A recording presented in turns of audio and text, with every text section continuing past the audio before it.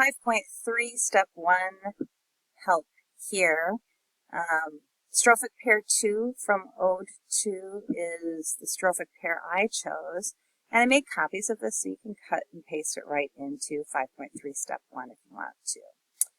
Or you can pick a different strophic pair if you want. I thought this one would work the best, and I thought it would be helpful to do this for you before class. So here you go.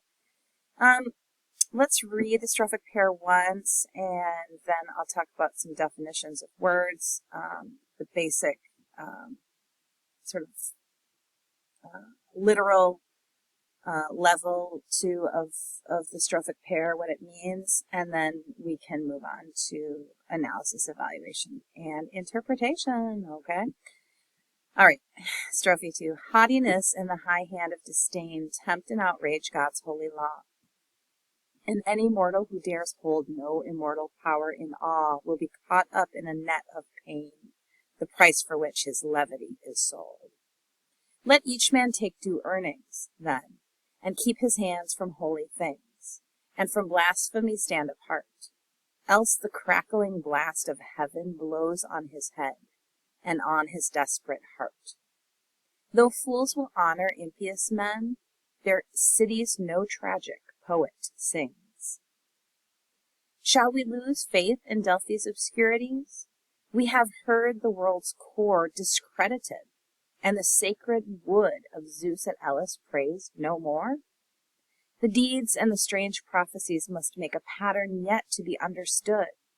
Zeus, if indeed you are Lord of all, throned in light over night and day, mirror this in your endless mind. Our masters call the oracle words on the wind, and the Delphic vision blind.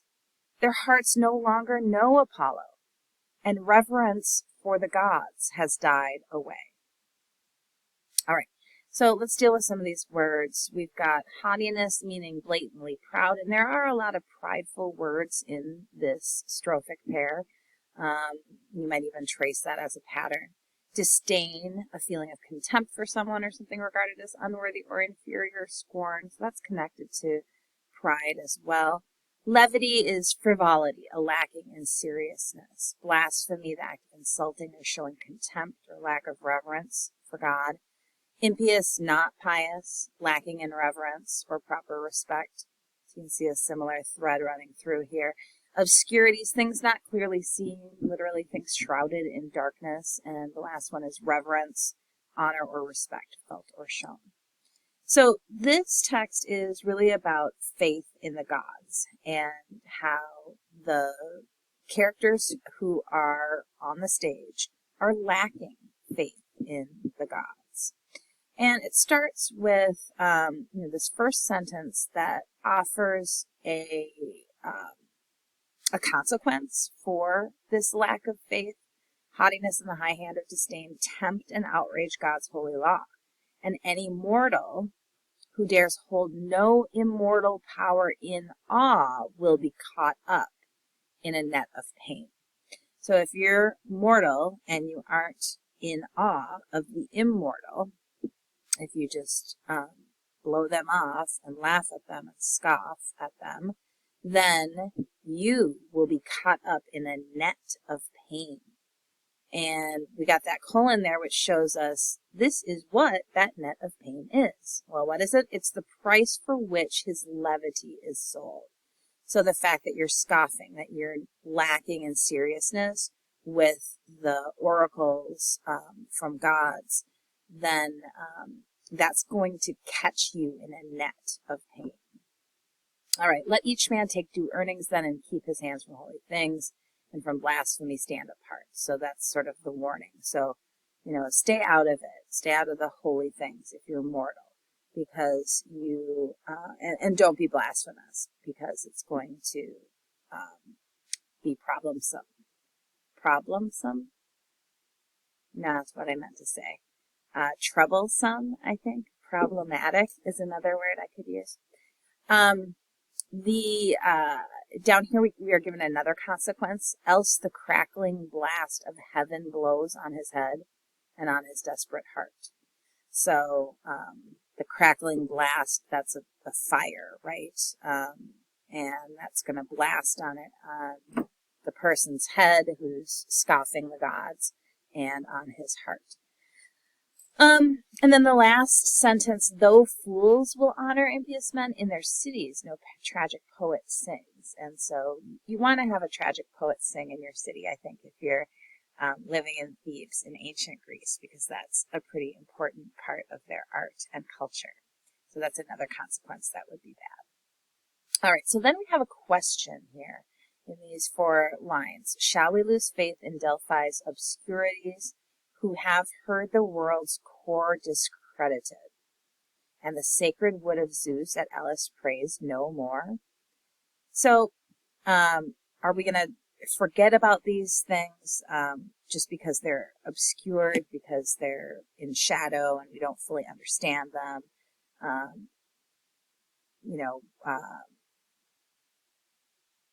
Not praise Zeus, not take sacred things that should be taken as sacred.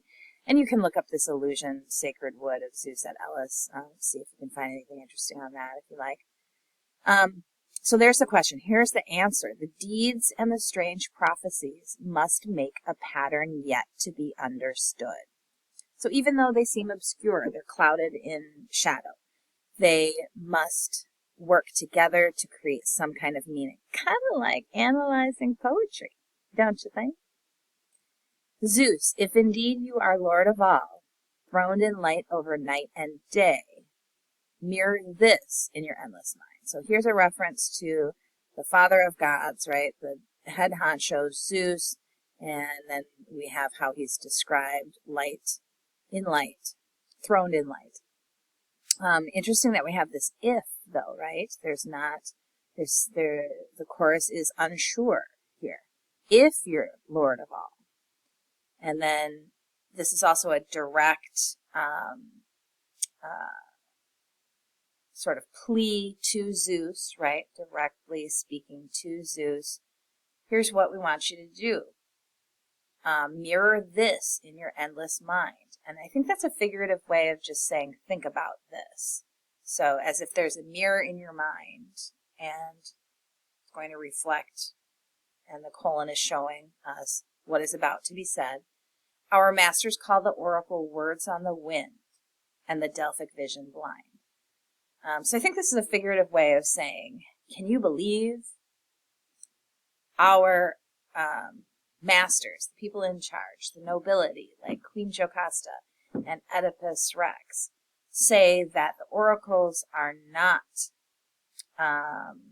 telling the truth. Their words are just words on the wind. Nobody can hear them.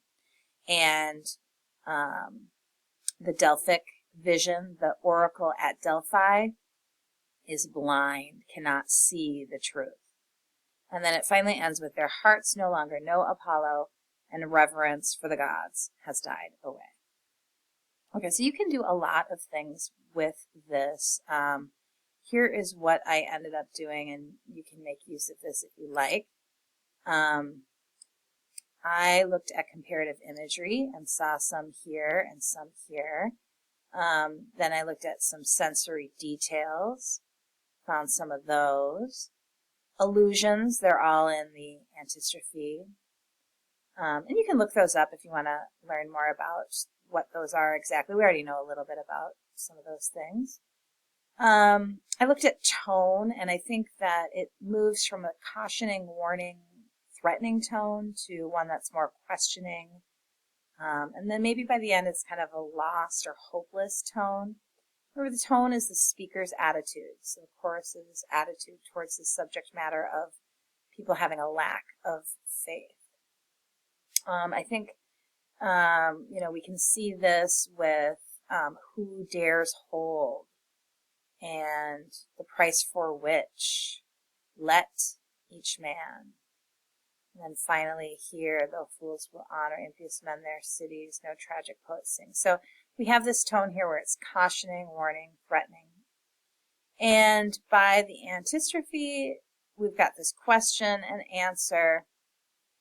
And then we have this if statement, which creates a feeling of still questioning, or maybe being sort of lost and hopeless. And I think certainly by the end, we have that hopeless feeling as well. So if you wanted to tackle that, you sure could. The pattern would be the change from warning to questioning tone. You can make a literal claim that the chorus uses a cautioning, warning tone in the strophe, while in the antistrophe, the chorus questions the effects of losing faith and directly addresses Zeus. And an interpretive claim you could make is that it suggests that the chorus has little hope for the help that the belief in God, in gods, offers. All right, that's one attempt, and if that makes no sense to you, then ignore it, please. Okay, this is just one possibility for you. All right, here are some other possibilities of patterns, and I'll let you take them where you will. Here's a pattern: comparative imagery connecting lack of faith to harsh consequences. Do you see that in the poem? I'm calling it a poem. It's an extract from the play written in verse, is more specific. Fire imagery connected to the gods. Do you see that? Maybe you could talk about that and make a literal and a debatable claim. How about allusions to Apollo's oracle at Delphi and to Zeus? Those of you who really like mythology, look some of those things up and see what you can make of that pattern. And then finally, references to shadows and light and blindness and sight. I think those are kind of connected, right? Because if something is in light, we see it better. If it's in shadow, we don't. And so that connects to sight and blindness. So those are some possible patterns. I look forward to seeing what you find for your Mastery Check 2. Good luck as you do this activity, and let me know if you want any pointers or if you want to work with me as always. Thanks.